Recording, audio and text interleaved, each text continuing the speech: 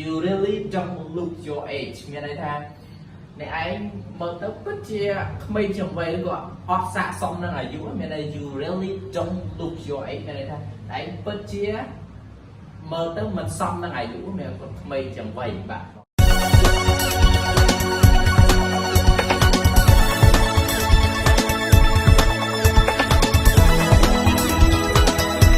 អូខេសួស្តីបងប្អូនប្រិយមិត្តរៀនភាសាផ្លេសបាទក្នុងថ្ងៃនេះខ្ញុំយក clear ក៏ដូចជាខ្លឹមសារមេរៀនភាសាផ្លេសដែលពាក់ព័ន្ធជាមួយនឹងការសន្ទនាបែបពាក់ព័ន្ធជាមួយនឹងការសួរអាយុមើលទៅរូបរាង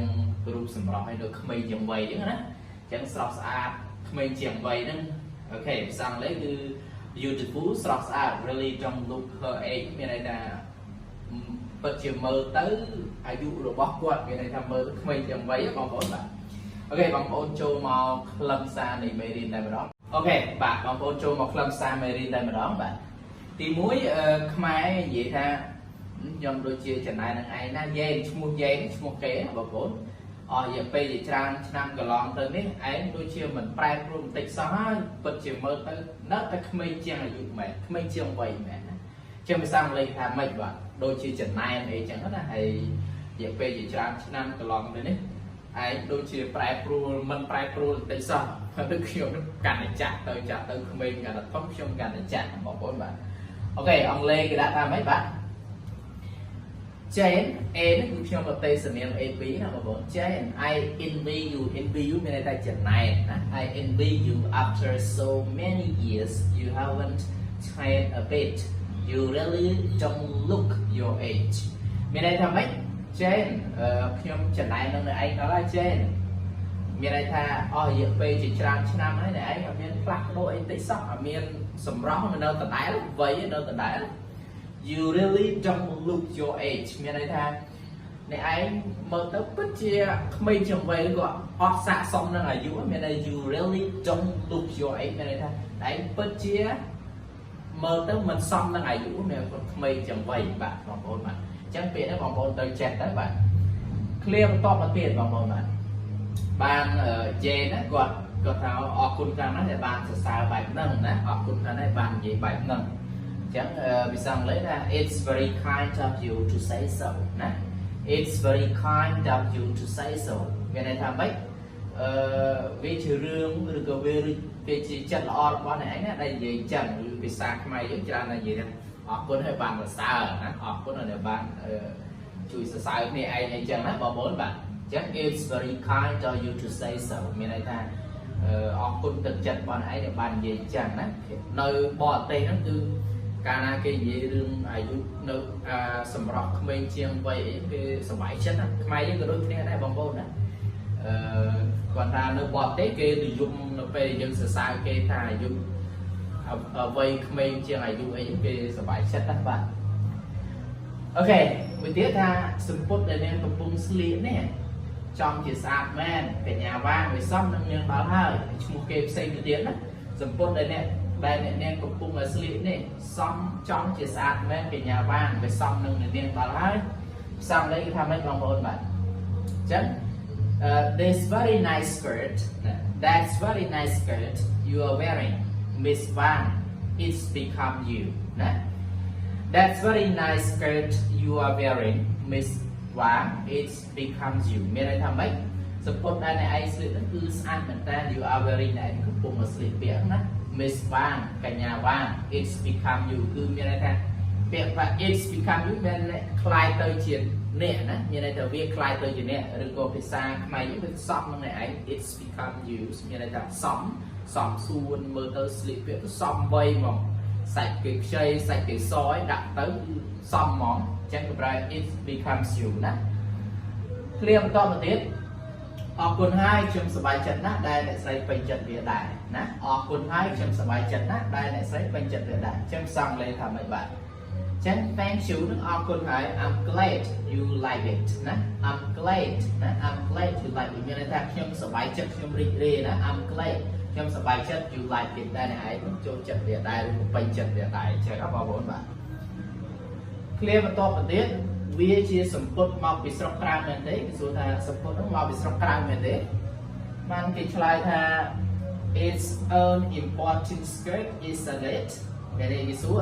វាជាសម្ពុតដែលនាំយកមកពីក្រៅមែនទេ it's an important skirt isn't it មានន័យថា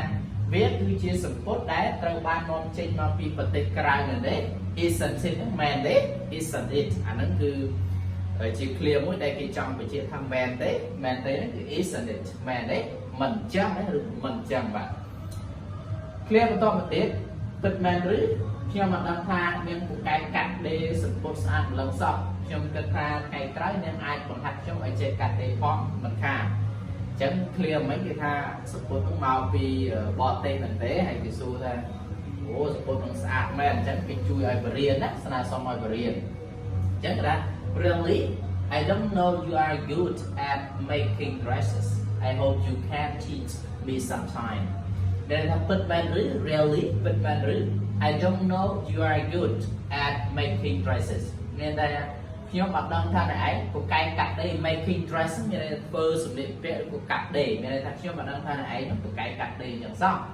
I hope you can teach me sometime ខ្ញុំសង្ឃឹមថាពេលណាមួយអ្នកឯងអាចបង្រៀនខ្ញុំកាត់ដេរបានដែរណា I hope you can teach me sometime បាទ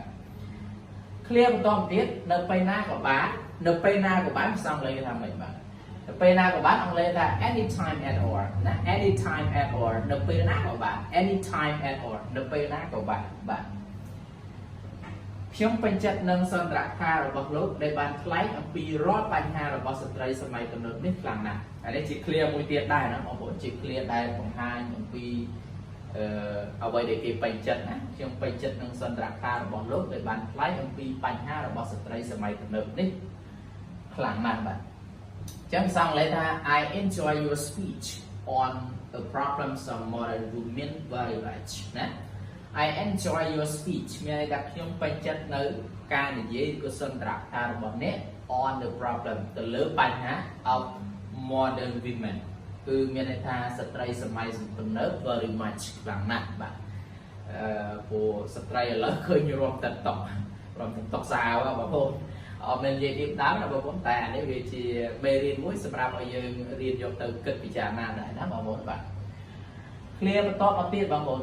បាទអរគុណហើយតាមមើលទៅសន្ទរកថារបស់ខ្ញុំនេះបែបមិនវែងពេកទេណាបាទអរគុណហើយតាមមើលទៅសន្ទរករបស់ខ្ញុំនេះបែបមិនវែងពេកទេចាំផ្សំលេខដាក់ថា well thank you I hope it was not too long ណា well ហ្នឹងគឺពិតមែនហើយ I think that thank you អរគុណណា I hope it was not too long ខ្ញុំសង្ឃឹមថាសន្ទរកថានេះ was not too long គឺអត់វែងខ្លាំងពេកទេបាទ clear បន្តទៀតអូអត់វែងទេផ្ទុយទៅវិញខ្ញុំចង់សំណូមពរឲ្យសន្ទរកថានេះបានវែងបន្តិចផងមានន័យថា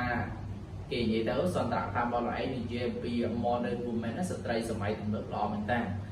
ហើយអត់វែងទេចង់ឲ្យឯងនិយាយបន្ថែមទៀតព្រោះសន្ទរកថានោះមានប្រយោជន៍សម្រាប់សង្គមអីចឹងណាអញ្ចឹងអង់គ្លេសថា oh no on this contrary I wish it had been longer ណា oh no មានន័យថាអូអត់វែងទេ on the contrary ផ្ទុយមកវិញ on the contrary ផ្ទុយមកវិញ I wish it had been longer ខ្ញុំសង្ឃឹមថាសន្ទរកថាហ្នឹងគឺឲ្យវែងជាងហ្នឹងណា it had been longer បាទអញ្ចឹង clear ក្នុងភាសាអង់គ្លេសមានប្រមាណប៉ុណ្ណឹងហើយវាខ្លីមែនប៉ុន្តែវាមានប្រយោជន៍សម្រាប់បងប្អូនអ្នកសិក្សានៅមេរៀនអង់គ្លេសបាទអូខេបាយបាយជួបគ្នានៅវីដេអូក្រោយៗបាយបាយ